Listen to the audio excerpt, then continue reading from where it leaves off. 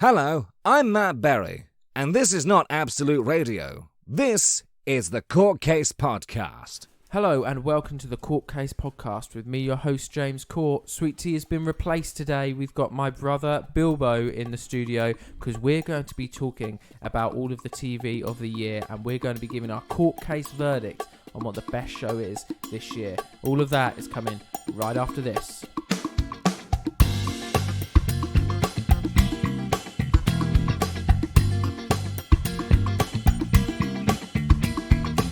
Okay, welcome back, everybody, to the Court Case Podcast. Sweet Tea is not here today, I know. I'm sorry, everybody, but I've got on a good replacement. He's been on a few times. He's a court case veteran. It is Billy Court, my brother. Say hello, Bilbo. Hello. Hello, are you excited to be back on? It's been a while. Do you know what? I was thinking about this the other day when I was...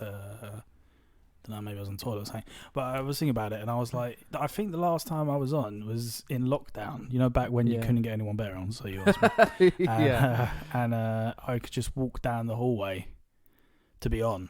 Yes. As opposed to having to walk halfway across Brighton to be here. Yeah, I know. Which, I mean, I could still walk here, I suppose. It probably seems a bit more official and professional now. You had to come somewhere for your court case guest appointment. Yeah, well, yeah, true. But, you've been on a couple times. You've been on like 3 times. But, yeah, you're right. The last time it was picnic table in my bedroom. Back at Mum's house. Yeah, back in I think it was in a lockdown. It must have been a lockdown. I think it was, I don't know. I can't remember. But how has life been treating you? How are you feeling now that you're living in Hove? You enjoying that? Yeah, I love it here. I really do. It's strange. It's strange. It's so much different from the ends of Barnum. Yeah, I know. But it's nice. I mean, it's weird because I mean, in a way, I still miss Barnum. But I do like it here a lot. It's nice going and like walking along the beach every morning and. All the other stuff, being so close to a town with actual like stuff going on. Yeah, like actual more than one pub is nice as well. That's beautiful. It's also nice having somewhere that when people ask where you're from, they actually know where it is. Yeah, when you tell them, that is true. You say Barnum, everyone's like, what? Yeah, but you and me are obviously huge film and TV fanatics, so we like to do this every now and then. But the TV this year, there has just been ridiculous amounts on. I've struggled to keep up with it at times, especially now. Like I've not managed to catch up on Andor at all. I'm still on episode 4. The main ones we're going to talk about are House of the Dragon and Rings of Power, but there's been loads of others. There's been She-Hulk and Moon Knight. There's been Brassic, which we both love. I can't. What have you enjoyed particularly this year? Trying to think what's been out. The problem is I always forget what comes out when. Because I mean, like you say, Moon Knight was this year, but I thought that was last year. I mean, Brassic, I've loved Brassic since season 1, so and I thought this season was just as good. I think it seems to sort of, to be honest, each season's just as good as the last. I thought that maybe there'd be a dropping off point, but there hasn't been at all, to be honest. I loved that. I did really like She-Hulk a lot. A lot of people didn't. Yeah, I don't know. I read a lot of criticism, but I didn't really understand it. I mean, Rings of Power. I love Rings of Power and House of Dragon, both the ones you said. I'm trying to think what else I've watched. There's probably others, but I can't remember what they are. Yeah, there's been so... Because there has, but this year there's been so much out. Where you go... The Boys. Oh, The Boys, yeah, of course. Yeah, that was brilliant as well. On Strange Things, Strange Things and The Boys are both out this year. Yeah, I loved both of them. I think... I'm half and half on Stranger Things. There's things I really loved about the newest season, and there's things I didn't like about the newest season. The Boys is just incredible every time. We got Hero-gasm this year, which was just fantastic. Yeah, very true, very true. And another good one was the Grand Tour the other week. That was fantastic. Yeah, I have to say I really like the way they're doing it now. Because I've been rewatching some of the old ones because they're so easy to watch. Like when I'm working or just having them in the background. And I've been rewatching some of the old ones and they're so good. But I do quite like that we get more just like a sort of feature length special maybe twice a year as opposed to like a series stuff. Because the specials, to be honest, every single one they've done has been brilliant. And I mean, that's clearly what everyone wants. So I'm glad that they're doing them. Sometimes my genius is... it's almost frightening. I remember telling you because I watched the wrong one. You were Yes. like, "There's a new Grand Tour out," and I watched the previous one instead of the new one. But in the previous one, Carnage à Trois, Jeremy Clarkson looked so unhealthy. Yeah, I think maybe after lockdown he looked a bit because in the Scandi, the newest one, I think he Scandi looked better. He looked better. Yeah, he did. Yeah, so I don't know. Maybe it was the farming thing got to him a bit. Maybe he's been more active. I want a second season of that. Was that this year? They Was Clarkson Farm doing this year? that. Yeah, because I read somewhere. I don't know. It might need to be fact checked, but I'm sure it's like Amazon's most popular show they've ever done. Apart from Rings of Power, I assume. No. I mean, maybe because that's just come out. But at the point that came out, it was their most watched show. It would make sense. So they would do another one. Yeah, I would have thought. I do want to. He's made 2 books out of it. I want to read one of them, but he's done 2. Got to milk these things, get all the money out of it. Yeah, exactly. But yeah, hopefully the farming, I assume, has gotten his health up a little bit more. Yeah. But the main thing, the reason we wanted to do this podcast now is because last week Rings of Power finished, and this week, actually this morning, House of the Dragon finished. So we wanted to get on it fast. Well, it's fresh in the brain. Yeah, and we wanted to talk about both of them, and we wanted to give our verdict on which one we think is better. I mean, that's not to say either of these are the best TV show that's been out this year, but they're the sort of, I suppose they're the most comparable.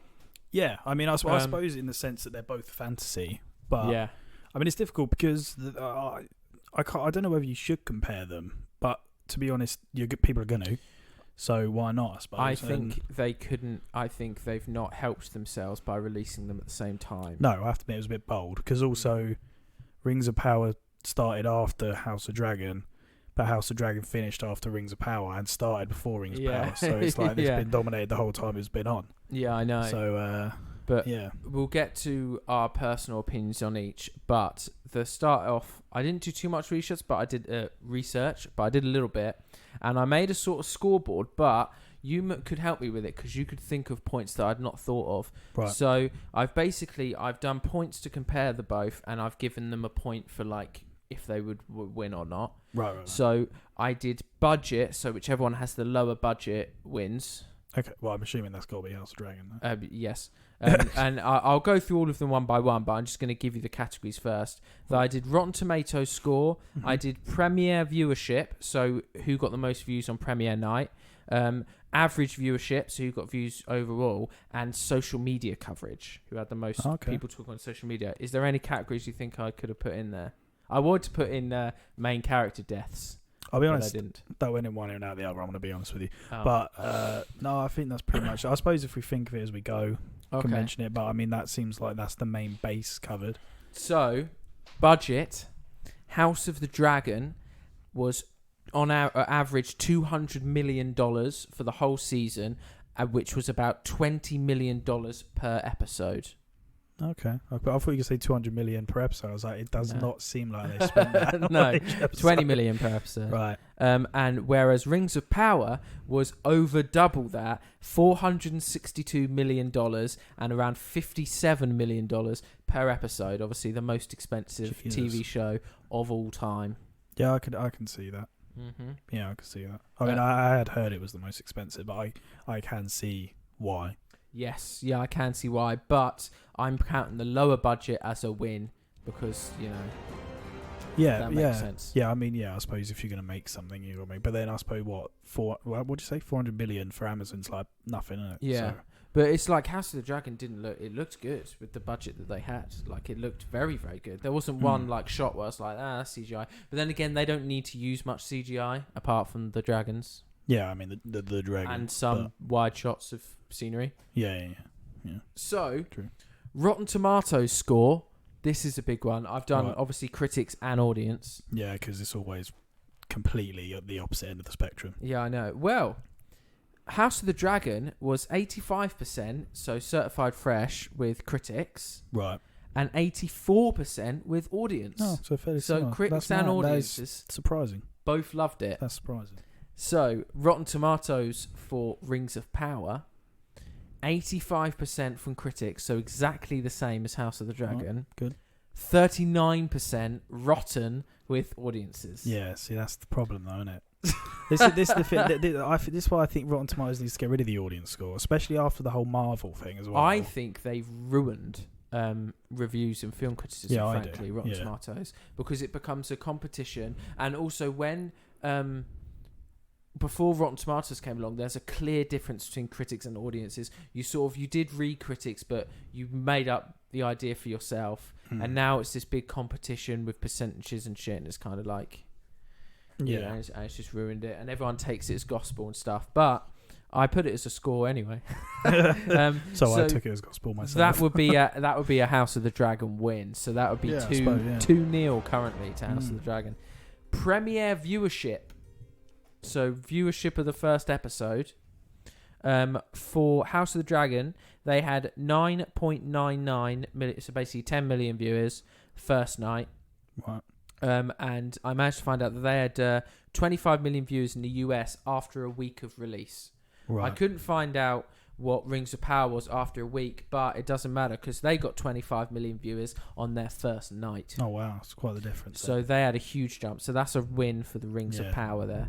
That's mental numbers for the first night. That is actually really high. Yeah, that's crazy. But I don't know if it helped him in the long run though. Oh, well. Because the average viewership for the whole season of House of Dragon was 29 million. For each episode? Yeah, sort of on average for each episode. It steadily rose over time with House of Dragon. They were finding it was jumping back. Word of mouth for that though, isn't it? Yeah. Whereas Rings of Power, their average viewership stayed the same at 25 million per episode. Okay, so but then I suppose at least it's consistent though. And it's no numbers to sniff at. Yeah, and it's not dropped off. No. I mean, Britain's Got Talent gets about 3 million, doesn't it? Yeah. So, I mean, come on now. Nothing. Not that it's comparable, but I'm just saying. Yeah, exactly. So, if that. That is technically another win for what it is another win for House of the Dragon. They won by an extra 4 million. Yeah, well, yeah, I suppose. Yeah. And social media. But then also, to be fair, though, that's got TV and streaming. Rings of Power's just streaming. It's only on Amazon. That is a very good point. And also, they've got replays as well. Do they count? Because they show it on Sky during the that's week, the thing, is they do, both of them, count their viewership differently because Amazon do it via, like, you don't have to finish like a full episode to count as a view. They do it by, like, minutes of the footage viewed. Right. That's how, like, they calculate it. Whereas House of the Dragon, it's done more traditionally because it's on, like, HBO first. So it's just done by whoever viewed the episode or whatever. So it's actually quite difficult when doing this to figure out. This similar thing that apparently the Queen's funeral was like the most watched television event that's ever happened, with something like 4 billion people watching or something ridiculous. But they counted it as, like, if you tuned in for like a couple of seconds, that counted as watched. So if you turned on your TV to get Netflix up and it popped up, that counted as you viewing it. So 4 billion people didn't watch it. Yeah, do you know what I mean? Like, Netflix does it that way as well. Yeah, which I think is really strange. It should be like, maybe, I don't know, viewed for more than 5 minutes or something. Or I don't know. Yeah, it's weird. And or just, why don't they just have a completed category, like the amount of people that completed an episode? Yeah, exactly. But then again, like, would that count as finishing the credits or finishing the episode? Well, I mean, they roll the thing where the credits comes, the little box comes up, doesn't it? That's Netflix. the thing. Why don't they just do it to all that? I hate that on Netflix because sometimes there's some films where they've deliberately chosen a song or an artistic style in the credits, and you want it to come up and you want to see that. This is coming from a nerdy perspective. Yeah, no, I'll see that, because me and Kate were watching. What were we watching all day? Oh, Cars 3. I'll admit it was Cars 3.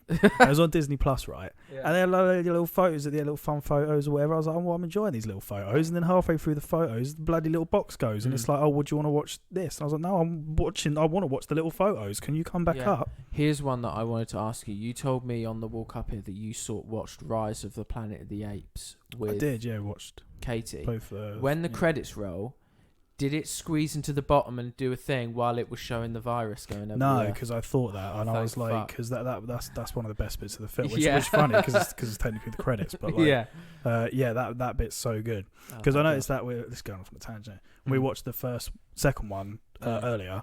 Was it earlier today? I can't remember when we watched it. They have that bit at the beginning, and the beginning bit's so that good. That is one of my favourite, like, apocalypse openers, because they did it similar on World War Z. Yeah, but Dawn of the Planet Apes did it. I have to say the apocalyptic stuff in that is so well done, and like the way they did San Francisco is like, after an apocalypse or whatever it is was so well done. But I loved the slow melancholy piano that slowly Yeah, died yeah. out as all the people died out. Oh, it's beautiful. But it was similar to COVID. That's what Katie said. She said it's weird how they've done this, but in a way it's so similar to COVID. Retrospectively, Yeah, it is, yeah. I do want to watch it with T because I think she'll find parallels as well. So next time we have a movie night, I'm going to see if she'll watch Rise with me. Yeah. But what on earth were we talking? We're talking about House of Dragon. We got on tangent. That was it, right? Yeah. So the last one I've got is social media coverage. Oh, okay. Yeah.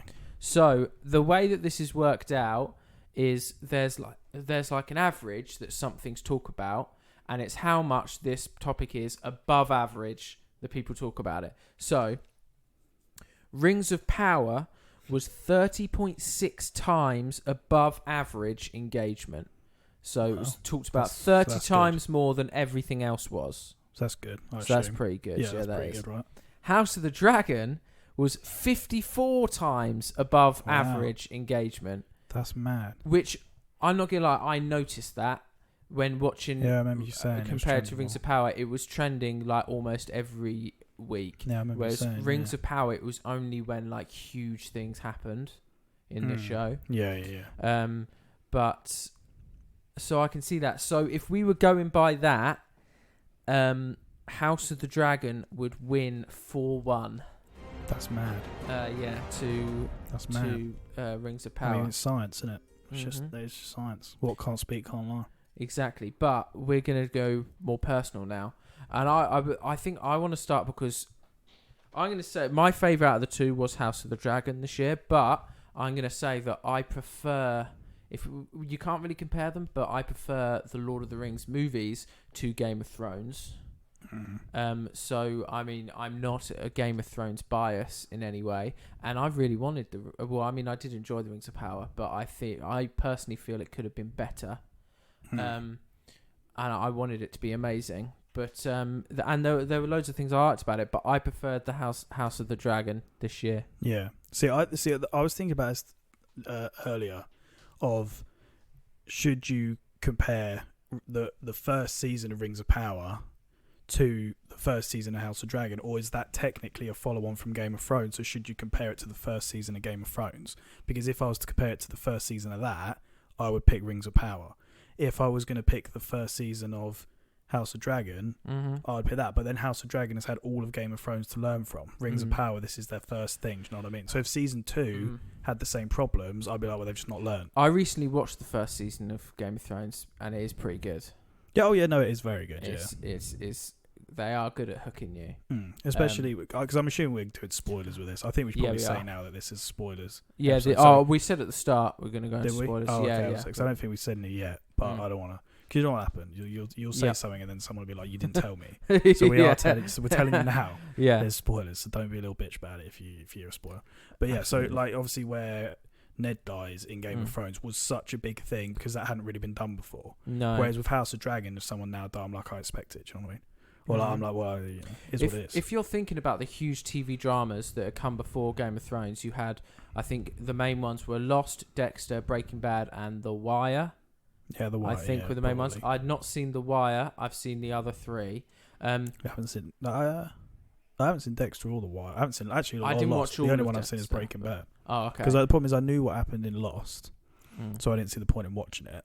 Right. And Dexter, I think I watched a bit, but it didn't really hook me, to be honest. No, I only watched the first season. I've never really got. Well, no, Sopranos as well. That would have been. Yes, but the thing is, none of them had like killed off their main character, or like not yet anyway, and not in huge ways. Yeah, I mean, I don't know what happened. So, what I was referring to Breaking Bad run alongside Game of Thrones, no?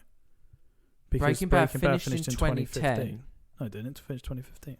Oh, actually, that could be complete. Let bollocks. me have a look. It was when I was at uni. I know because I remember people talking about the final season, but I'm fairly certain it was maybe it was 2012. Or was it 2008, 2012? Breaking Bad season 5 came out in 2008.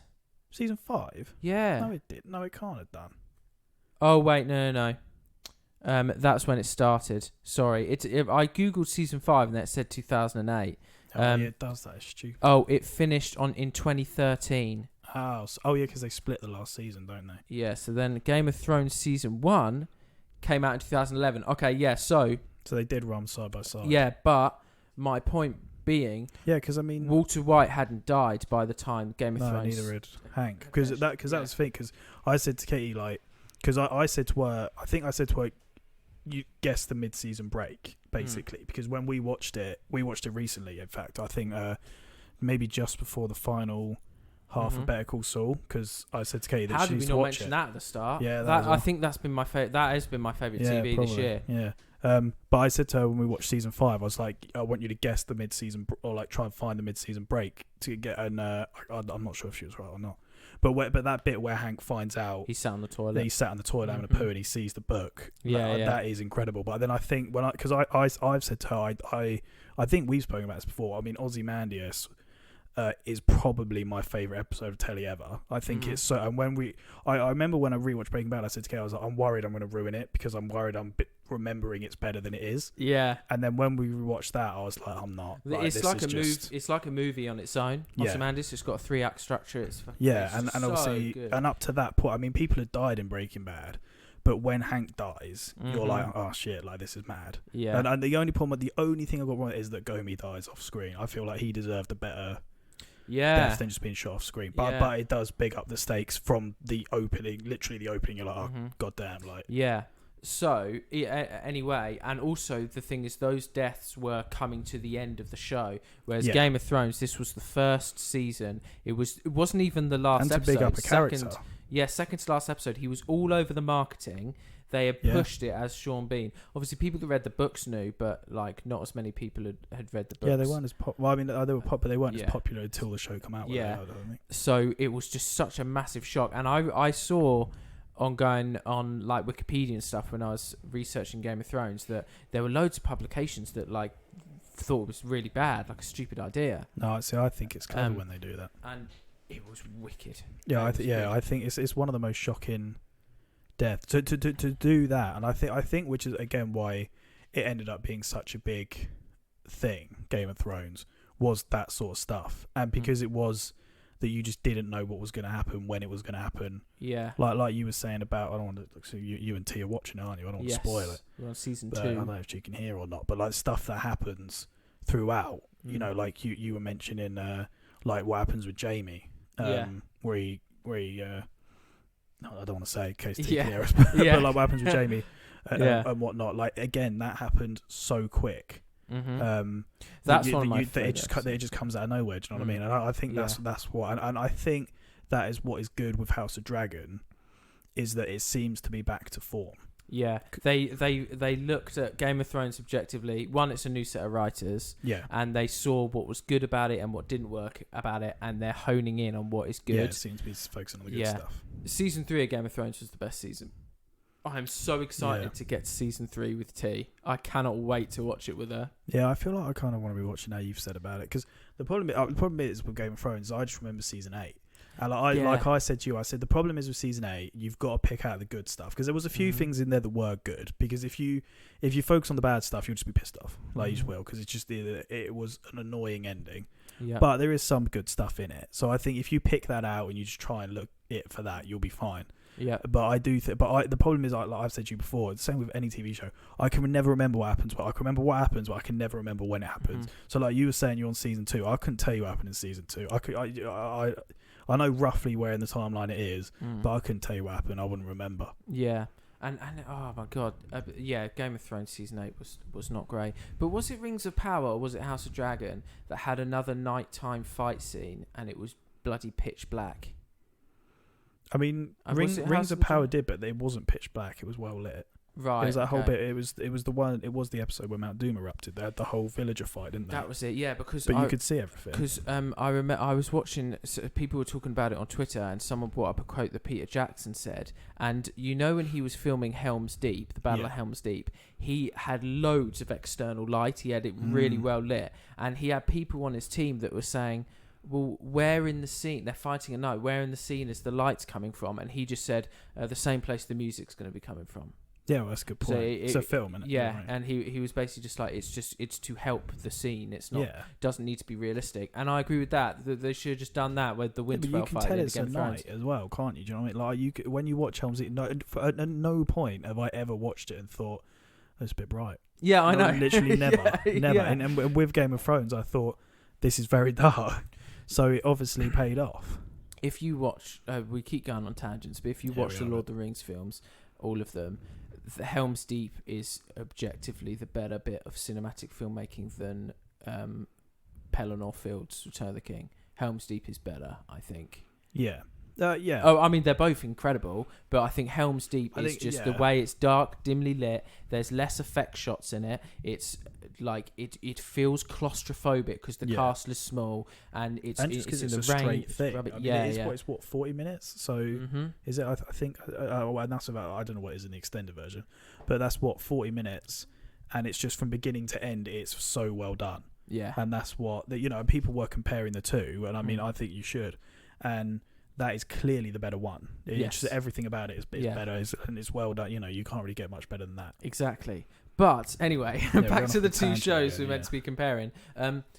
House of the Dragon's main things that happened in it, I don't think were as they weren't as like big as like Game of Thrones season 1. So like the finale that came today was really good. I thought it was great, a great finale, but it wasn't as punchy as like Ned Stark dying.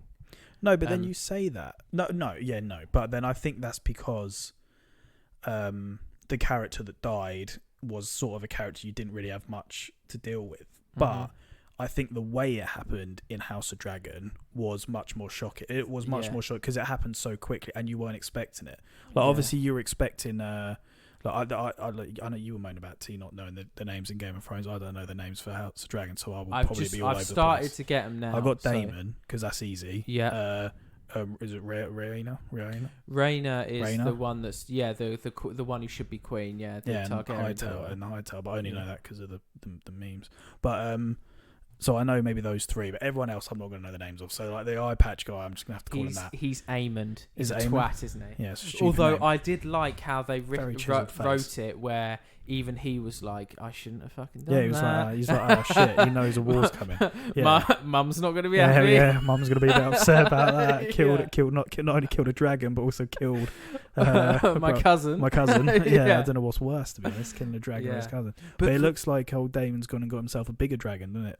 Yeah. That's what. Or maybe just as big. I don't know. Yeah, that's gonna be sick. I liked the look of his original red one. That was a really cool. Oh, what the like dragon. thin one. Yeah, that was cool. That Aemon's crooked smile that he does. He always just. I don't know whether his face is so chiseled it looks like it's about to burst, but he always looks like he's pouting, and I don't know if he is. But he just always looks like he's pouting. But they did that thing that I said was in the books where he had the blue gem. That did look cool. That actually cool. But I was thinking earlier, why would he wear the eye patch then? Because like the blue gem looks better than the eye patch, and everyone already knows that you've lost an eye. So why are you trying to? It doesn't make any sense. I know. And one of my favourite performances, I think, of the year, Paddy Considine. I'd say he blew out of the water. He really blew out of the water. I thought he'd be good because again, I think he's an actor that's a bit.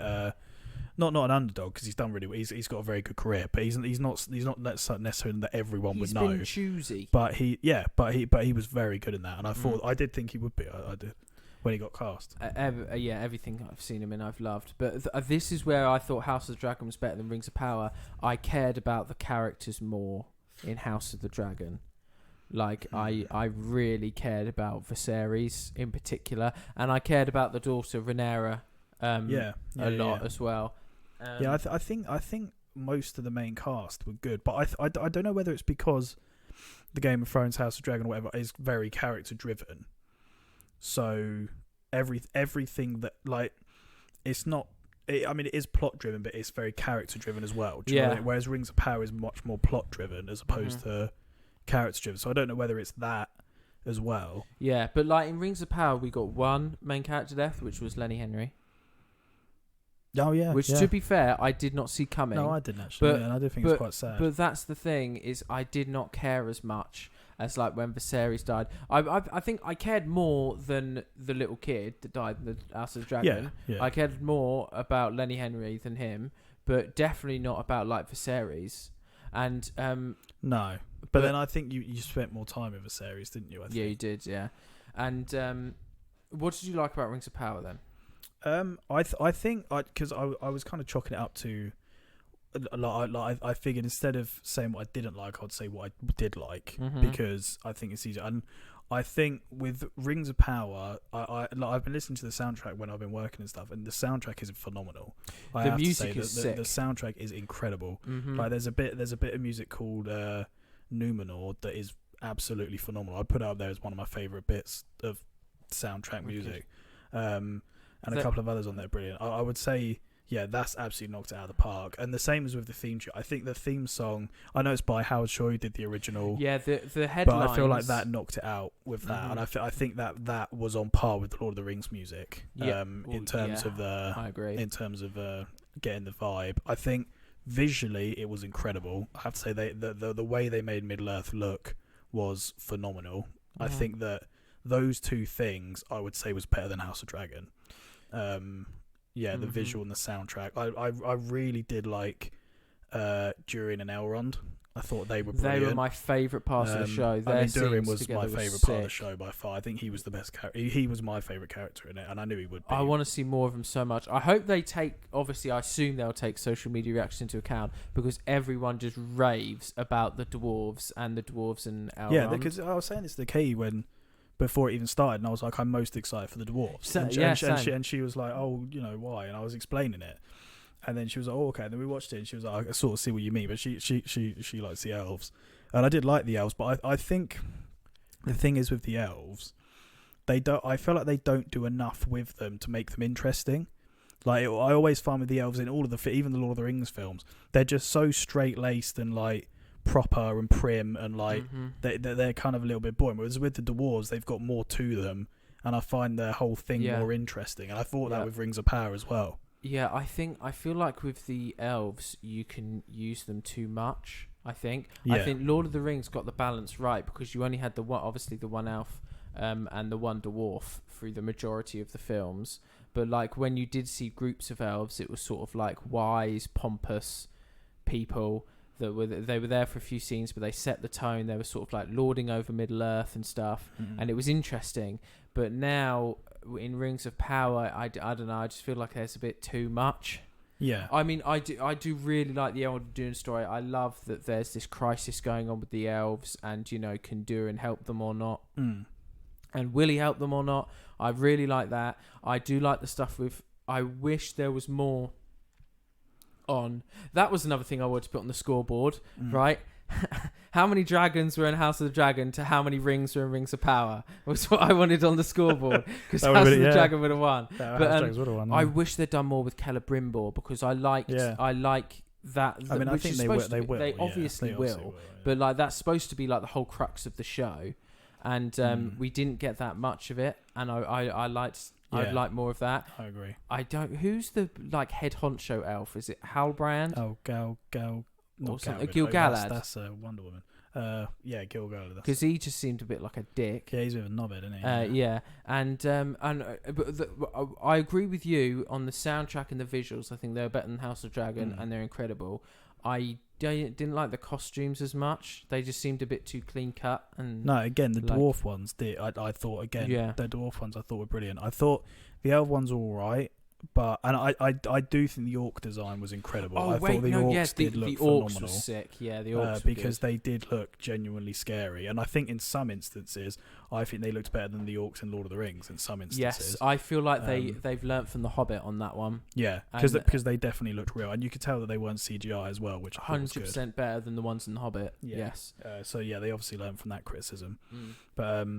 I think that was that was the stuff that I liked a lot, and I do hope that they build out the stuff between Durin and Elrond more. I mean I know you didn't, but I did really like Galadriel. I thought she was good. Yeah, I was not the biggest fan of what they did. I know that in the second day she did have a rebellion, which I think they're building up to, or they're in the middle of doing. But I just don't know. I just feel like they've fallen into this. There's a lot of tropes with female characters in films at the moment, where they're like, warrior women and stuff like that. But it's not like Brienne of Tarth in Game of Thrones, where they're like warrior women, but they've got flaws. I don't know. I just feel like they could have done something different with Galadriel. But like I said, I think it'll be interesting to see if they take these criticisms on board next season. If next season it's more of the same, then they haven't. But then from what I've gathered from the stuff I've read from the writers and stuff like that, they've all said that they've listened to what people have said and they've been on social media reading these things. Oh, that's so good. Hopefully they'll change these I things. think my main criticism of the show, which I don't know if you would agree with me or not, is I think the episodes all should have been shorter. I think there were some scenes that went on a bit too long. I think it could have been punchier. We could have gone to an event quicker in an episode, because there were some episodes where I did feel like the story was dragging a bit. I think if they should have maybe tried to stick to like 50 minutes an episode, as opposed to, because at least 3 or 4 of them must have been well over 70. Which is, that's like nearly a feature-length film at that point. Do you know what I mean? It's like, I agree with that as well. I think there was a lot with it I liked, a lot that I did like, and I think as well, like I remember when I was reading stuff on it, I was like, I think people do need to remind themselves that it's like, this is still just a TV show. Like, you're watching this stuff, and it's like, even 10 years ago, you wouldn't have watched this on TV. And I know you're paying for Amazon, like, they're putting out, but it is still a TV show, and you're watching all this insane stuff happening that just would never have happened before.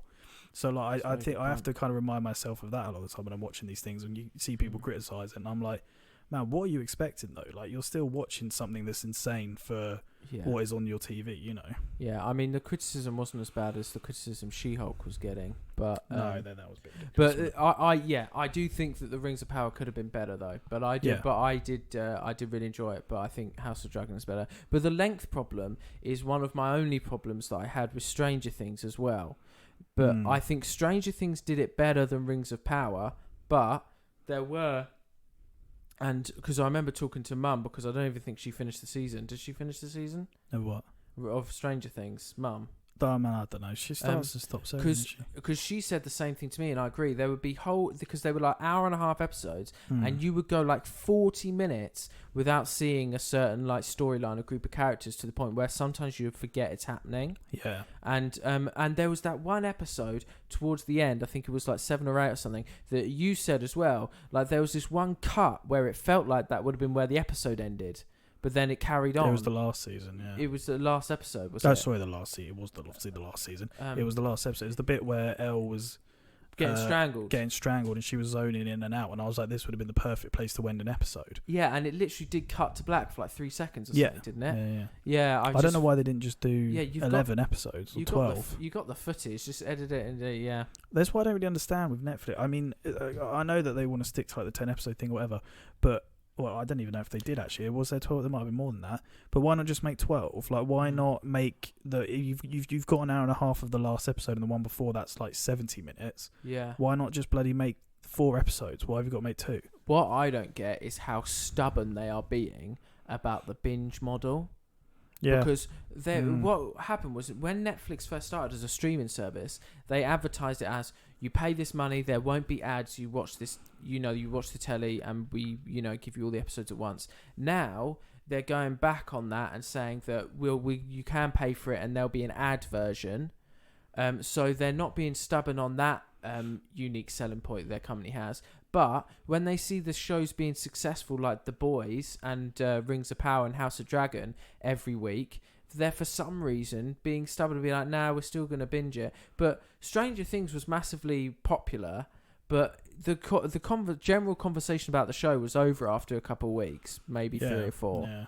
Yeah. But House of the Dragon, She-Hulk, and Rings of Power, people were talking, and The Boys especially, people were talking about every single week, and it was in the public consciousness for so much longer. I do not get why they're so stubborn about it. Yeah, it's strange, because it's weird, isn't it, how we went from sort of like, when TV was around, I don't know, like when Mum was our age and stuff, or like shows back then, and it was weekly and everyone tuned in weekly to watch it. Yeah. And but then it got to point, and everyone's like, that's so outdated. Like, you know, you watch all of something, you know, or whatever. Yeah. But now it's going back to weekly again, and I have to say, I mean, I much prefer it. I mean, I remember we were talking about this not that long ago, and I mean, I do personally think it's better because one, I think it keeps your attention for longer. I think it gets you more excited, but like you say, it stays in the public eye for longer. But I think as well, you learn to appreciate it a bit more. It's like with Better Call, it's literally Netflix just comes on the screen, TV and the Better Call Saul ones come up, and that reminded me of like the ones in that, like the way the mid-season thing ended. It was just so good, and it was such a long gap. But so many things happened in that series because it was rounding up that it felt like it did need the gap between each episode. I think if you were watching that, and if you were just going from what happened at the end of that episode straight into the next one, it just loses the weight of what's happened as well. It's without a doubt my favourite way to watch telly now. I really love talking to people like you and T and my other mates in between weeks, thinking about what's going to happen next and stuff. And you've got time to talk about it. You don't have to necessarily do it the next day. Do you know what I mean? And I think as well, it's just like I say, it's a good way of keeping it in your mind. And you know to go back to it. And I think with the fact that there are so many shows coming out now, all at the same time, it gives you a chance to watch all of them as well. Yeah. Because you know you can watch like currently at the minute, as we're recording this, obviously Andor's out. I need to catch up on we that, just finished Brassic. There's been House of Dragon, Rings of Power. You can watch each one a different night, and you can more or less stay on it. You know. Yeah. Whereas you couldn't do that before. We're comparing House and Rings, but because you just talked about it, I do think Better Call Saul is my favourite TV this year. I think you're probably right. I think they nailed the ending. I think artistically, the mid-season break was phenomenal. Yeah. Oh my goodness gracious, that was good. Yeah. Like, I just did not expect that at all. It comes out of nowhere, and it was also, even though it comes out of nowhere, it was perfect for the show. It was so good. Yeah, it was. I'm careful not saying it because Kate's not watched it, and I don't know if she'll listen to this. But even though we said spoilers, I probably shouldn't, prioritise my girlfriend. But it's like, screw everyone else. But I don't want to ruin it for her. But I thought that was. That was phenomenal, and I think, I thought The Boys was very good, but I do think the ending could have been maybe a little bit better. I have to say, maybe the final episode. I really feel like they should. Well, there was two things I think they should have done. I think the ending of Herogasm would have been a perfect ending for A-Train's character, and he should have died from the heart attack. 100% should have. Because that would have been his character arc over. And I also think they should have killed Queen Maeve. Yeah. I don't get why they kept her alive. I don't really understand. Especially now that there's enough female characters, good female characters. There was no reason really to keep her alive. Yeah. And I think the problem is as well, it loses the weight of what she did if she didn't die. But then I think that is probably, again, the one criticism I would have of The Boys is I don't think like enough of the main characters die. Yes. And I think that's probably that's Stranger Things. Yeah, and the same with Stranger Things. I mean, I do think the one thing Stranger Things has done is they are very good at bringing in a one-season character, making you really care about them, and then killing them off. Yeah, but then you predict it. But that is the thing. You knew Eddie was going to die. Yeah, exactly. Because all of the other one-season ones. And I mean, like you said, in terms of his character, it made the most sense writing-wise for him to die, because he would have just gone back to normal. He'd have got arrested for killing Chrissy, and then that would have been it. So it made sense for him to. But you knew it was going to happen anyway, because he's a season, one-season wonder. But they do this thing on Stranger Things where they fake one of the characters' death and then just bring it back. They've done it 3 times now. I think maybe more. They've done it with Max, they've done it with 11, they've done it with Hopper. Yeah, see, I don't understand why Max didn't die either. She could have died. Yeah. And that would have been massively shocking. Yeah, so much more shocking than her just being in a coma. Yeah. Or whatever it is. Was she? I think she's in a coma, I think. Yeah. Exactly. But I mean, what kind of life is that as well? She's in a coma. Yeah, in bed, do you know what I mean? I know. And I think that's what. There's some of these shows that they're just too scared to do that. Whereas Game of Thrones is like, I don't give a shit. Yeah, that is one thing. Yeah, that I think is good. I do think that. But I think Better Call Saul is my favourite TV moment of the thing. But we're comparing Rings and House. Well, yeah. So trying to anyway. Your verdict, because we're coming towards the end now. Your verdict on House or Rings? Which one did you personally prefer? God, that's difficult. I have to say that is difficult. Think, when each one finished, which ending made you more excited for the next season, or which ending made you want an episode next week? Because this is wholly based off of what happened the episode before, Rings of Power, because they didn't show the Balrog stuff, and I was like, I want to see what happens with the Balrog and the dwarves. I had got so angry at that because they put the Balrog front and centre in the trailers, and showed then it for there about was 2 one seconds, shot in the show. I was like, that's not nice. But based off of that, I would say Rings of Power, because I want to see that bit. But then I suppose the reason they've done that, which I suppose is quite clever, is because you now know that somehow. I mean, I was saying to KO, that would be the perfect opening for season 2. Them fighting that Balrog. That would be the whole perfect opening for the whole first episode. Just a whole dwarf just fighting episode. them. Just fighting that Balrog. That would be perfect. That'd be that would be perfect. perfect. I would have but I don't think they would do it. But I want it. Now you've said it. But even if that just was, they just opened with that, a whole, I don't know, half-hour fight scene with the Balrog, and then it was like the titles halfway through the show or something, I'd be like, that is perfect. That is perfect. Sick, which is why I would say Rings of Power. But I have to say, watching the ending of House of Dragon, or the way it ended with that kid being killed, and the eye patch guy being like, "Fuck me, what am I going to do?" It's quite obvious they're building up to a big fight or big war, and I think that is going to be good as well. I think the way they do it on House of Dragon, it's like you almost like gasp and stuff. And I found myself particularly in the final shot when it gets to Rhaenyra and she turns around after she's just heard the news. Obviously, one of her sons is dead. It just you just get to the edge of your seat and you're like, it's gonna kick off. Yeah, you know it is. Yeah, and so in that, and you know Damon's gonna start.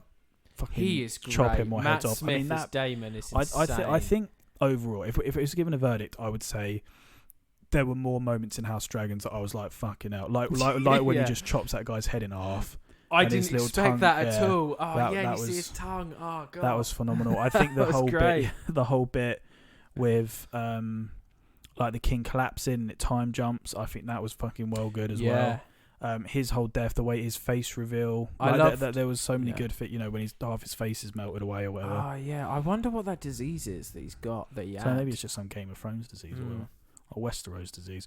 But I don't know. I think I think if it was if I had to pick one, thinking about it objectively, not based on what I want to be good, I would say House of Dragon. Yeah. Whereas I wanted Rings of Power to be better than. I mean, I thought it was brilliant. I did really, really like it. But I think that House of Dragon had more audible gasps and more, because like that bit, like you know, me and Kate were watching it. She like jumped when that dragon come out of the cloud and got him, because it was so quick. It just was so quick and so well done. And I think that, like you were pointing out, I mean, the cinematography in that whole scene, from when the kid lands and in the thunderclap you see the dragon just chilling. Silhouette. You just see him just chilling. And he's like, I mean, that kid, I was going to say, that kid had some balls on him, because he saw that dragon, he still walked in there. I would have been out as soon as I saw that dragon. I'd be like, nah, off home. Yeah, you're all right. This ain't worth it, especially for Robert Baratheon's dickhead ancestor. Royal Mail have gone on strike for worse.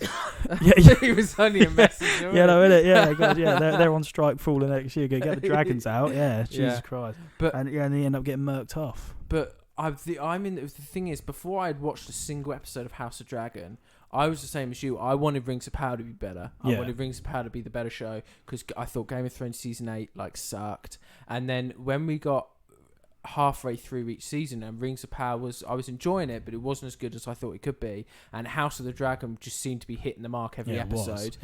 I completely switched, and I was like, this show they're doing really well. Yeah, and consistently as well. Yeah, I think House of Dragon is better. But the thing is, it has also made me really excited for season 2 of Rings of Power, because I think, one, they're going to take the feedback from everyone, and two, they might see what's been making House of Dragon so popular. I'm not saying they're going to be killing off their characters left, right and centre, but I think they might structure can they?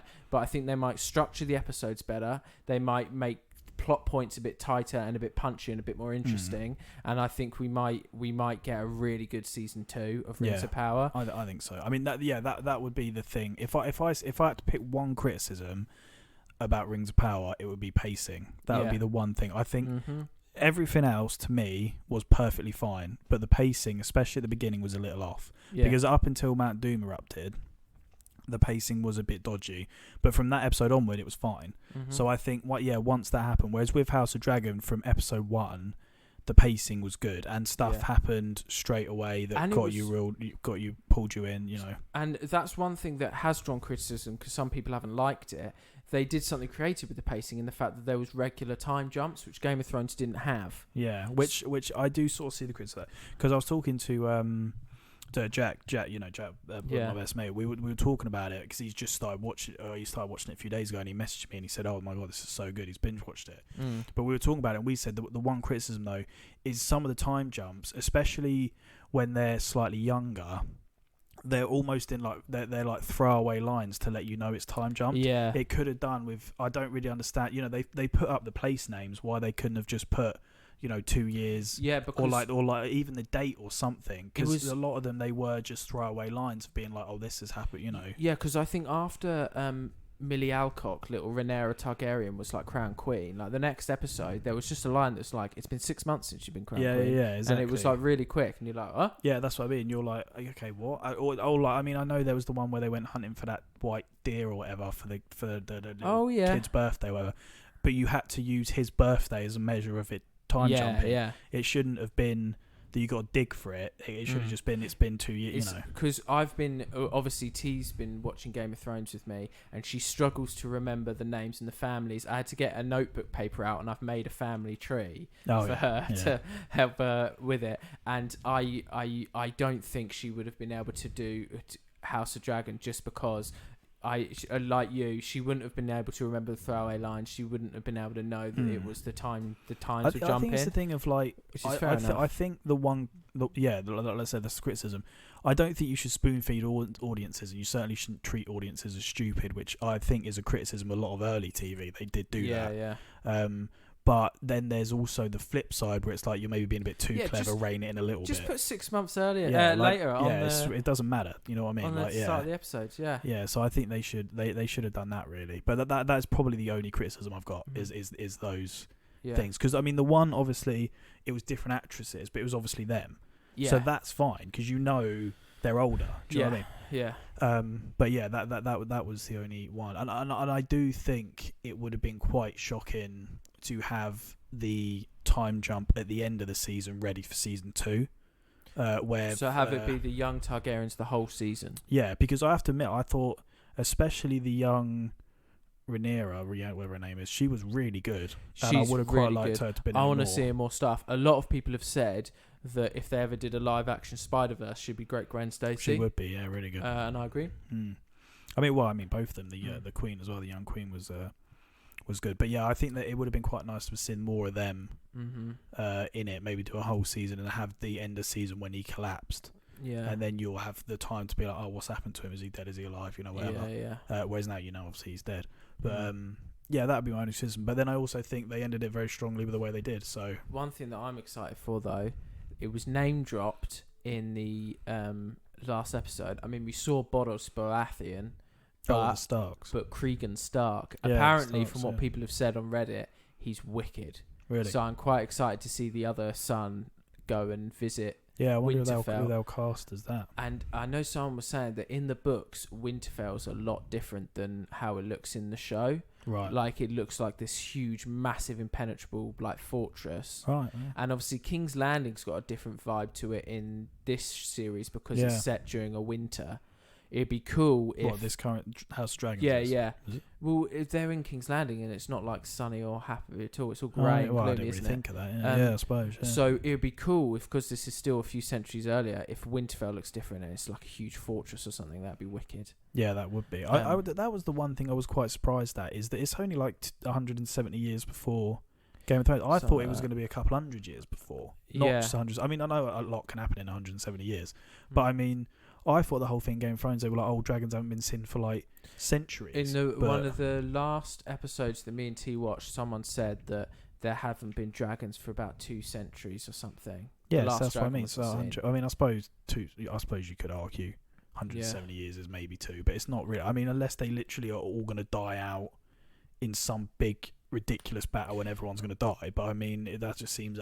I think you've also got to think about how big Westeros is and the fact that people in the north won't have seen many dragons recently. Yeah, we don't know how this war is going to go. They might go up the north with the dragons, but like So, I mean, I guess there's people that won't have seen them for longer in different parts of the Yeah, country. that is true, I suppose. Yeah, that is very true. I mean, it's going to be very interesting to see what they go, because I know Rings of Power has committed to 5 seasons, isn't it? They've said they're doing 5. Yeah. So it'd be interesting to see what House of Dragons does, because obviously if they just kept going and going and going, it would catch up to Game of Thrones. I'm assuming they have a drop-off point at some point. I think George R. R. Martin, the writer, said that they want to do like 4 to 7. Right, that's a bit of a difference, isn't it? Yeah, I know. But anyway, so your vote was objectively House of the Dragon. I think so, and so was mine. But that's in comparison to Rings of Power. Better Call Saul was my favourite TV show of the year. Year's not over, but Better Call Saul. I have to say, probably. I would probably say that's probably mine. I think just fantastic. Yeah. But we hope you guys enjoyed our chat about the TV over the past year. We certainly thank you so much for coming on the show, Bilbo. You're very welcome. Did you have a good time? Yeah, it's been good. Doing it again then after all this time. Yeah, we'll get you on for another one very soon. Yeah, another 2 years. Yeah, another 2 years to the next episode. But thank you so much. We hope you guys enjoyed. Please follow us at Court Case Podcast on Instagram, and we will see you all next week. Well, I won't, but you will. Yes, yeah. I will. Bilbo won't. Yeah, no, I won't, but yeah, you will. See you soon, guys. See you soon. Bye.